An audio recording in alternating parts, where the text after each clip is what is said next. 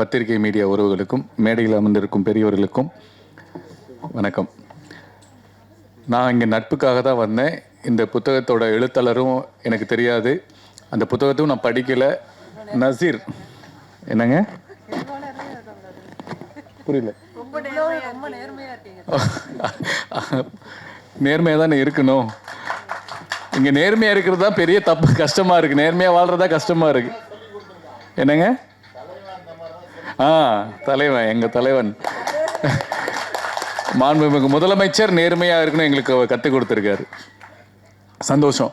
அதனால் எனக்கு நசீர் அண்ணன் சொன்னாங்க, அவருடைய அன்புக்காக வந்தேன். நான் ஒரு நடிகன், இதை பற்றி பேசும்போது ஒரு விளம்பரம் கிடைக்கும், அந்த எழுத்தாளருக்கு ஒரு வெளிச்சம் கிடைக்கும்னா அதுக்கு சந்தோஷம் எனக்கு. அதுக்காக தான் வந்தேன். வந்ததுக்கப்புறம் படித்து பார்த்தா என்னடா இது, அம்மா அன்பு அம்மாவும் அக்கு ஆண்மக்கள். அக்குக்கே எனக்கு அர்த்தம் தெரியல. அப்புறம் நான் யோசிச்சு பார்த்தேன், அக்கு வேற ஆணி வேற. எங்கள் ஊரில் பேசுவாங்க, அக்கு வேற ஆணி வேற, அவனைய பிரித்து பேஞ்சிருவேன்னு வாங்க. அப்போ அக்குன்னா என்ன, எலும்பா தசையா அப்படின்னா அண்ணன்ட்ட அரவிந்த் அண்ணன்ட்ட கேட்டேன். இல்லைப்பா, அது ஒரு அக்கு பஞ்சர் வார்த்தை, அது ஒரு மருத்துவ வார்த்தை அப்படின்னாரு. ஓகே சரி அப்படின்னா அவங்க எழுத்தாளர் அவங்கள பற்றி சொன்னாங்க. ஸோ எல்லாருக்கும் கதைகள் இருக்கும், எல்லாருக்கும் சுயசரிதை இருக்கும், எல்லாருக்கும் ஒரு ஸ்பிரிச்சுவாலிட்டி இருக்கும், திறமை இருக்கும்.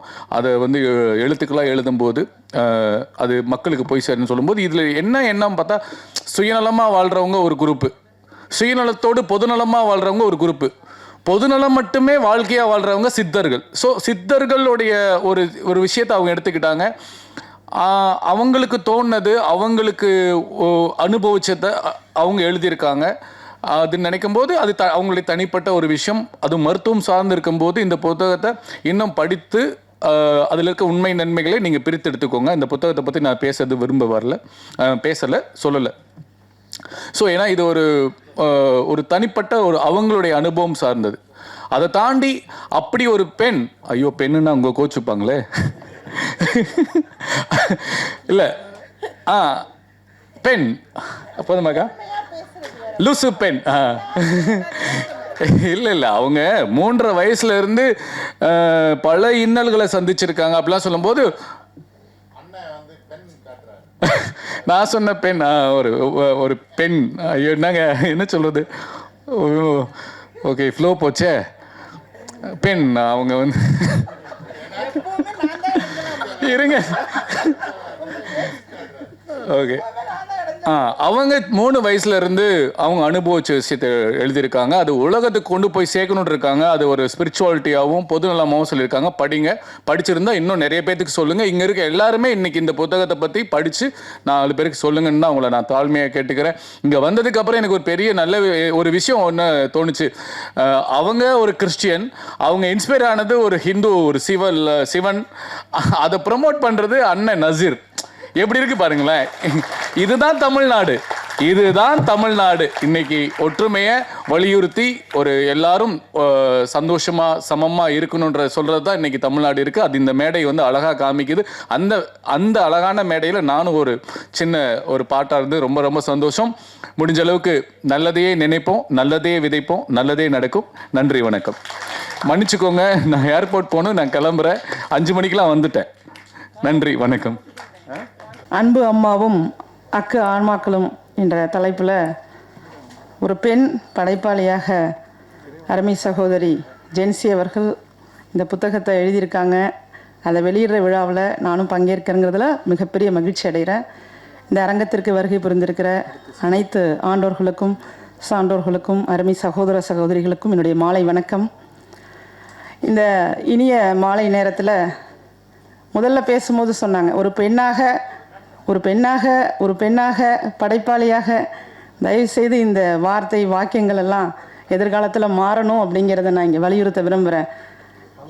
நிச்சயமாக ஒரு பெண் அப்படிங்கிறத, ஒரு பெண்ணாக சாதிக்கிறது கஷ்டம், ஒரு பெண்ணாக வர்றது கஷ்டம் அப்படிங்கிற இடத்தை அடிக்கடி நாம் குறிப்பிடும் போதே அந்த இடம் இன்னும் பல தலைமுறைக்கு கடத்தப்படுமோ என்கிற அச்சம் என்னை போன்றவருக்கு ஏற்படுது. இந்த புத்தகத்தை எழுதின ஜென்சி சகோதரி அவர்களை நான் மனசார பாராட்டுறேன். உடைச்சி எழுதியிருக்காங்க.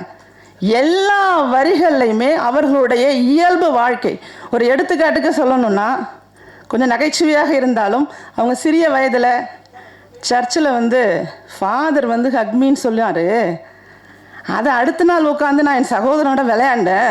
அந்த விளையாண்டதை எங்கள் அம்மா பார்த்துட்டு, அம்மாவா பாட்டியா அம்மா அம்மா பார்த்துட்டு அடிச்சாங்கங்கிற ஒரு விஷயத்தை எழுதியிருக்கும் போது, அதை எழுதும் போது அதை நம்ம படிக்கிறப்ப உண்மையாகவே அந்த பெண்குள்ள எவ்வளவு விஷயங்கள், ஞாபக சக்தி, முதல்ல குறிப்பிட்ட மாதிரி சகோதரர் குறிப்பிட்டிருந்தாங்க விஷ்ணு அவர்கள், அது மாதிரி 3 வயசுலேருந்து ஞாபக சக்தியை வச்சுக்கிட்டு அந்த அறியாத பருவத்தில் அவங்க கற்றுக்கிட்டது, அவங்க வீட்டில் உள்ள பெரியவர்கள் சொல்கிற விஷயத்தை எல்லாம் அப்சர்வ் பண்ணி அடுத்த தலைமுறைக்கு எடுத்து சென்றிருக்காங்க.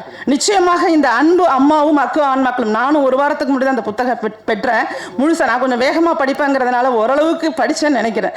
எல்லா பக்கங்களையும் இன்னும் படித்து முடிக்கணும், இன்னும் கால அவகாசம் தேவை. குறிப்பாக அந்த குழந்தை பற்றி படித்த அந்த பக்கங்கள் எல்லா தாய்மார்களுக்குள்ளேயுமே ஒரு கண்ணீரை ஏற்படுத்தினுச்சு. இதற்கு முன்னால் நம்ம ஒரு ஏவி கூட பார்த்தோம்.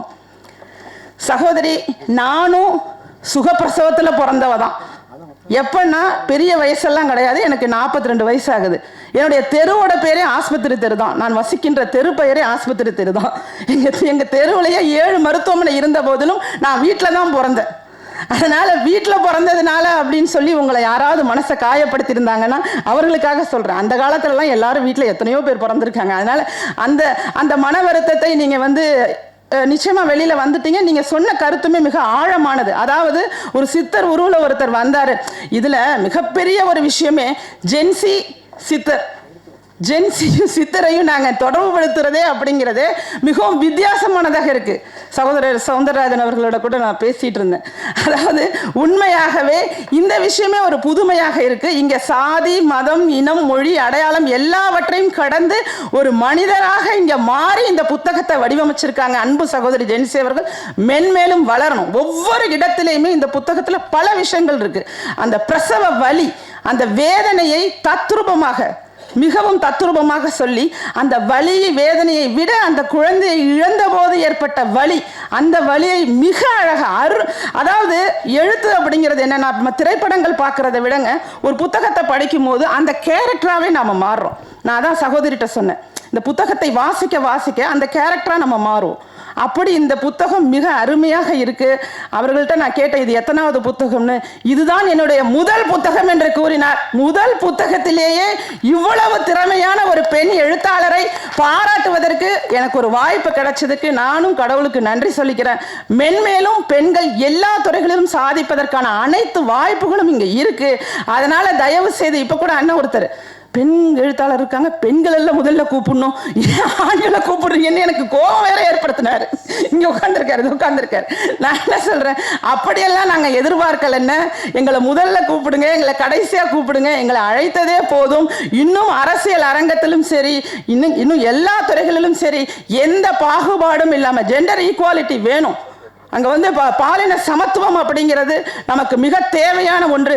ஒரு பெண் அப்படிங்கிறதுனால நீங்கள் இரக்கமும் பட வேணாம், ஒரு பெண் அப்படிங்கிறதுனால நீங்கள் எந்த விதமான ஒரு கருணையும் பட வேணாம். நாங்களும் ஆண்களுக்கு நிகரானவர்கள் தான். இன்னும் சொல்ல போனால் ஆண்களை விட வலிமையானவர்கள். அது உண்மையா இல்லையாங்கிறதுக்கு அவங்க அந்த பிரசவம்ங்கிற ஒரு விஷயம் இருக்கு பாருங்க, அதை வச்சே நீங்க தெரிஞ்சுக்கலாம். மிகவும் வலிமையானவர்கள் பெண்கள். இனிமேல் யாராவது எந்த மேடையிலையாச்சும் ஒரு பெண்ணாக இருந்துன்னு தயவு செய்து சொல்லாதீர்கள். இதை நான் இந்த மேடையில நான் வலியுறுத்திக்க விரும்புறேன். பல கருத்துக்கள் இருக்கு. ஏன்னா இன்னைக்கு குடிப்பழக்கத்தினால தமிழ்நாடே சின்னாபின்னமாக ஆயிட்டு இருக்கு. ஒவ்வொரு வீட்டிலும் ஒரு பெண் 10 ஆண்களுக்கு சமமாக வேலை பார்த்து தன்னுடைய குடும்பத்தை காப்பாற்றக்கூடிய சூழ்நிலை இன்னைக்கு உருவாகி இருக்கு. அப்ப பெண் அப்படிங்கிறத நீங்க அங்க சொல்லுவீங்களா? குடி நோயாளிகளாக மாற்றப்பட்டு இன்னைக்கு பல்வேறு குடும்பங்கள் சீரழிந்து அந்த குடும்பத்தை எல்லாம் யார் காப்பாத்திட்டு இருக்கா? ஒரு பெண் தான் காப்பாத்திட்டு இருக்காங்க. அதனால தமிழ்நாட்டிலையும் சரி, உலக அளவிலையும் சரி, பெண் என்பதற்காக நீங்க ஸ்பெஷலா எதுவும் கொடுக்க வேணாம். மரியாதை கொடுங்க, அன்பை செலுத்துங்க, எல்லா உயிரையும் சமமாக பாருங்க, ஏற்றத்தாழ்வு வேண்டாம். இனிமேலும் நீங்க பெண்ணுன்னு சொல்லி நீங்க செய்யற சிறப்பு சலுகைகளுக்கெல்லாம் நாங்க ஏங்கி கிடக்கலங்கிறத சகோதரி ஜென்சி மூலமாக நான் சொல்லிக்க விரும்புறேன். ஏன்னா அவர்களுடைய எழுத்து நடையில அந்த ஆணவம் தெரிகிறது. உண்மையா இல்லையா சகோதரி? நான் பெண் என்கிற ஆணவத்தோடு அதில் எழுதியிருக்காங்க. நான் தயவு செய்து யாரும் தப்பா நினைச்சுக்காதீங்க, நான் பெண்ணியவாதியே கிடையாது. நான் ஆண்களை மதிப்பவள். என்னுடைய கணவருடைய மிகப்பெரிய சப்போர்ட்ல தான் இன்னைக்கு பொது வாழ்க்கையில 10 ஆண்டு காலமாக களத்தில் இறங்கி போராடி கைது செய்யப்பட்டு பல்வேறு இன்னல்களை சந்திச்சு பல்வேறு விஷயத்தை நான் ஹேண்டில் பண்ணிட்டு இருக்கேன். அதனால ஆண்களை மதிக்கக்கூடியவள், ஆண்களை போற்றக்கூடியவள். நான் எதுவும் இங்கே பேசல. ஆனால் ஒரு சாதனையாளராக ஒரு பெண் வரும்போது பெண்ணாக சாதித்தார் அப்படிங்கிறத தயவு செய்து சொல்லாதீங்கிறத பதிவு பண்ண விரும்புகிறேன்.